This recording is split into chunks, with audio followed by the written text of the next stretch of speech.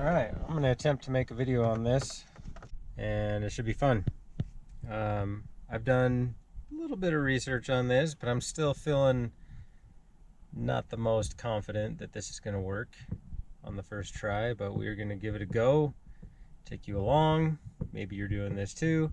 I'm actually going to do a couple videos here. We've bought a 28-foot camper trailer, and I'm going to tow it with this 2010 Ford E350. It's the 10 passenger. It's got the 5.4 flex fuel. Well, I'm not sure how that's going to go. So, and I can't find very many videos. The only thing on towing with vans I've seen are these small little U-Haul trailers or something. So we're going to do a big trailer and we're going to see how it goes. And we live in Utah. We're going to go up one of the canyons. Should be a challenge for the van. I'm already a little worried. I have managed to move the trailer around, getting it home, and then it's just a short stay where we have it parked to our house, and I've moved it around without the trailer brakes hooked up. And the van does surprisingly well stopping this thing. I mean, it's pretty heavy. I put new brakes on it this last summer, and I'm sure that helps. But obviously we need to get these trailer brakes hooked up. These 28-foot trailers are not anything to mess around with, and you can sure feel that it's back there. So what I've done is I've gone and bought one of these Takancha controllers, Primus IQ. I know nothing about these. I've never even used a brake controller before.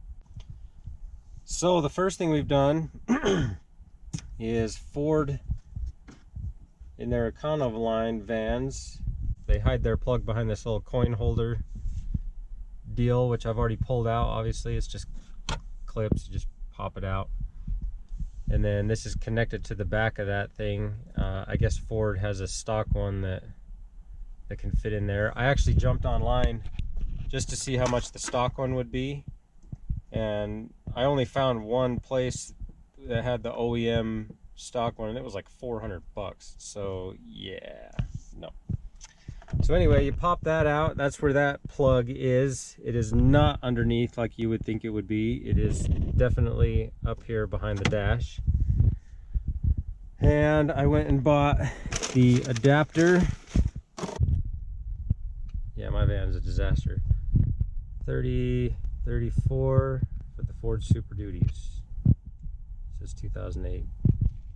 Assuming that's 2008 and up for a while. Anyway, so what I've done, I've seen most people, they mount them down here.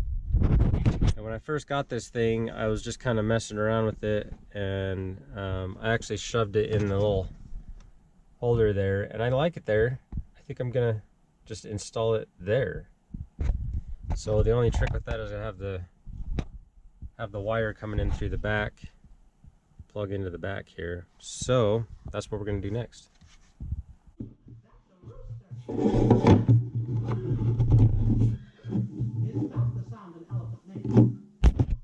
It's really snug fit.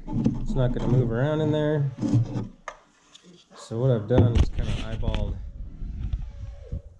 where I think I need to cut out. Got the old Dremel.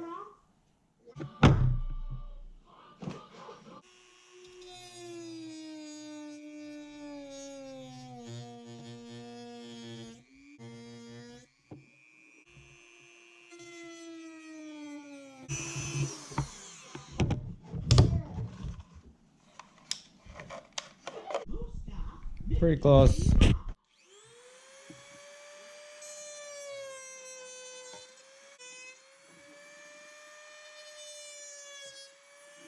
I'll give you an idea of what I was trying to do there, why I had to cut out a little more. It's sticking out the back. It's a nice snug fit.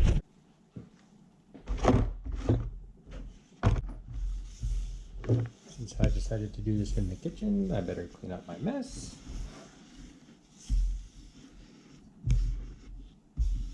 Got my helper.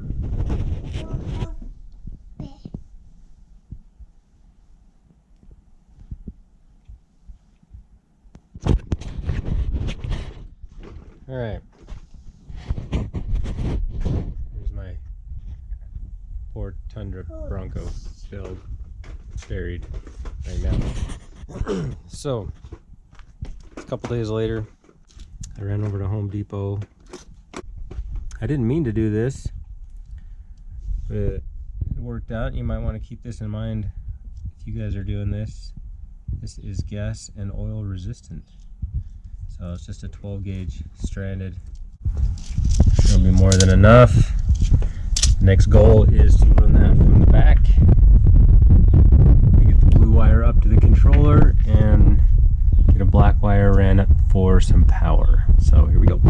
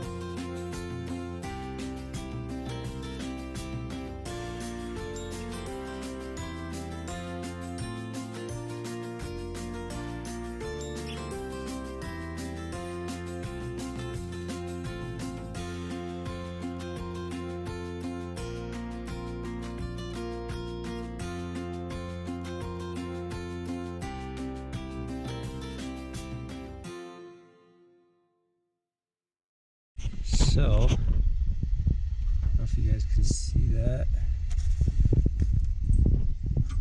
A whole nother challenge doing with this with kids running around. Okay. Oh man, how did I do that?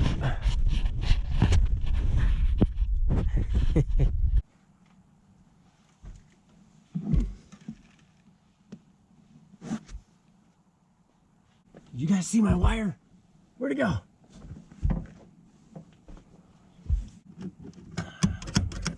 It's kind of a big deal to pull through that little boot.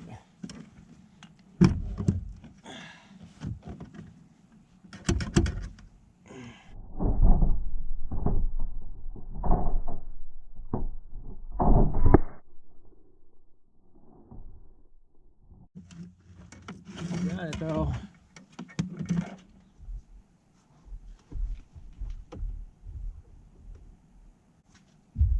Well, I'm officially getting some work done because I'm bleeding now.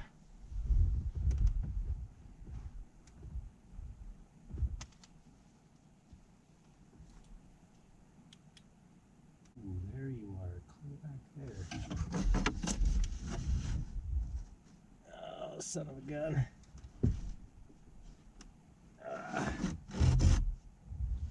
Ow. Haha. Here, you little devil. Ow. Ow. Ow. Got it. Dropped it. Got it. Ow. Okay.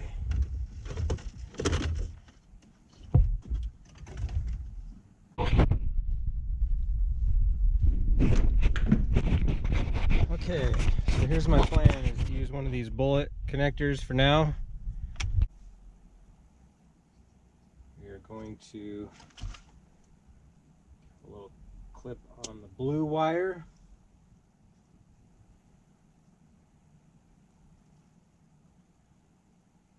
Strip it back a little bit.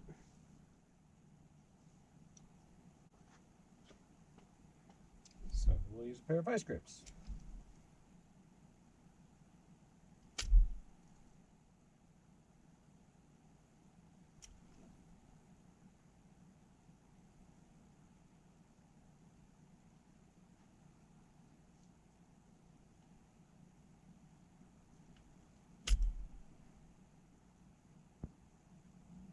Okay.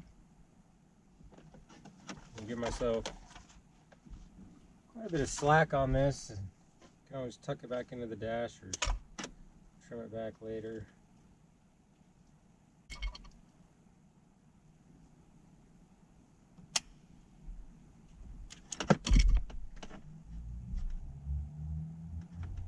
Okay, that's nice and solid. We're gonna connect those.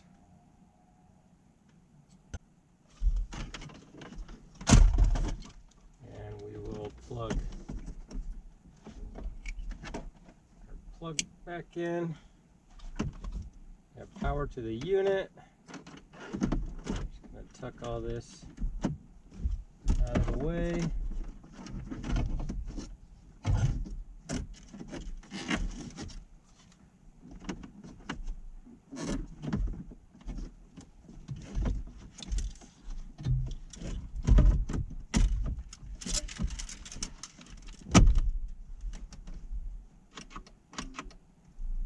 I like it.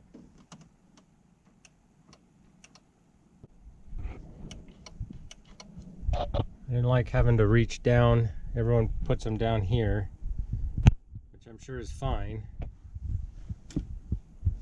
But to me, if you start cruising down the road and you're fishtailing, I'm going to be looking in the rear view, and I want to keep my eyes up. I guess if you get good at reaching down for it, but I have never used trailer brakes before, so I feel a lot more comfortable with it up there. My eyes are still up. I like it. I got a 20 amp, and I think I was supposed to get a 30. We'll stop and pick up a 30 on the way out of town. It's not the end of the world if this one blows.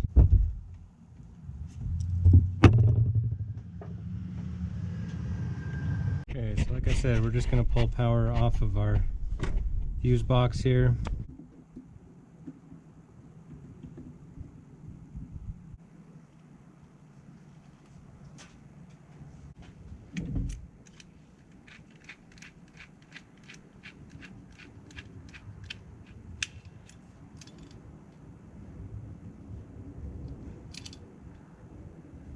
So I just tapped into the brake box, went to a fuse, and that runs to the back. So it works. Don't let anybody fool you or tell you that there's more to do, and you know, maybe I'm gonna run into a problem down in the line, but I don't think so. I think everything's working great. So recap what we did. All you have to do is buy the controller. I mounted mine in there, cut a little hole in the back, as we saw. Mine's a 2010 E350, so it had no tow package. It had this stupid little coin holder deal, but the plug is still back there, so you just find that plug, buy the right adapter to go to your controller, hooked that directly in. It got power and everything right from there, totally fine. The only thing I had to do was run the blue and the black wire from the back all the way up, hook the blue wire into the controller. I put the black wire on its own fuse and tapped into the power on the fuse box and ran that back.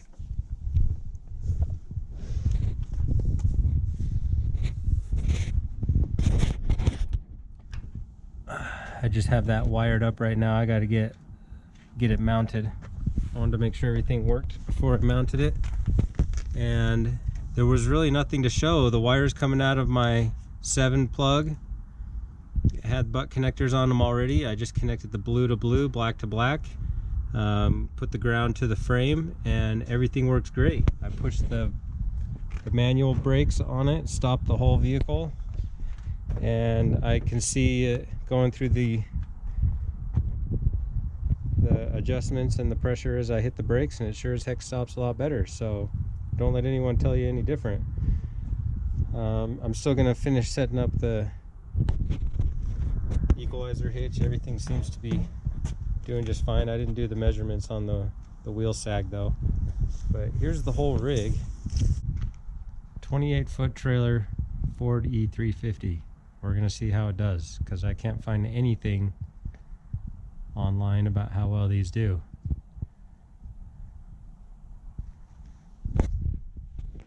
Okay, I've got one other bonus for you here. A while back, well, a couple weeks back, my key fob stopped working for this van, and it was the original one. I mean, the little pictures were all worn off and everything. I figured it was toast. I went to a parts store, bought a new one, programmed it for the van, and it was working great. Problem solved. Well, now the new one has quit working. That's just been in the past few days or so. I don't know what the deal with that is. It's not working at all, though. I've had to manually, with the key, unlock the van every time I get in it. Now, the other aspect to this is I've had problems with the alarm with this van ever since we bought it. It freaks out and shorts out and makes all kinds of noises and goes off on its own in the middle of the night if I don't disarm it. The wife is calling. So anyway, I haven't been able to do anything with the alarm, and it's shorted out. I've kind of just gotten used to it over the years. I never use the alarm. We always just disarm it. And yeah, so today when I unhooked the battery to connect to the fuse box and I plugged the battery back on, I went to start the van and the van wouldn't start. And that was super freaky. I figured for sure I had blown a fuse somewhere or something dumb. Couldn't figure out what was going on. Kind of having a little panic attack there. So I disconnected the battery thinking maybe I'll reset the system again, and I don't know what I was doing. I was just trying everything I could. And when I reconnected the battery, the alarm started going off. Well, the key fob wasn't working and I couldn't shut the alarm off. I had to disconnect the horn so that it wasn't freaking out on me the whole time I'm doing this. In mine, the little alarm deal is right here, and normally you got this little red flashing light. Right now it's reset or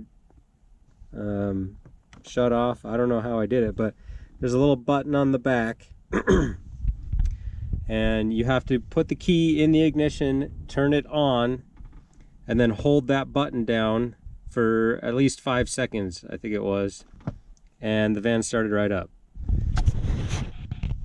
So yeah, that was fun figuring that out as well. So, by the way, I did have a 4-prong hooked up. I don't know if I said that at any point in the video. It didn't come with it. You know, years ago though, towing a little trailer, I had just bought the kit, wired in the 4-prong. And so the 7-pin I had is just an adapter off of that. Maybe I'll add, or I'll find one. I wasn't thinking when they sold it to me to get the one that has both. So right now, if I'm going to use a 4-prong, I just have to unplug the 7, plug back into the 4. But we'll fix that later. Hardwire it in and run the 4 and mount that, or get one of the ones that has both built into it, which I like that. Those are nice. So the next video is going to be us heading up the canyon, and I'm going to figure out all the elevation changes and the miles that we're going to be going, and I'll keep track of my mileage, my gas mileage, and we're going to see how it does going up the canyon.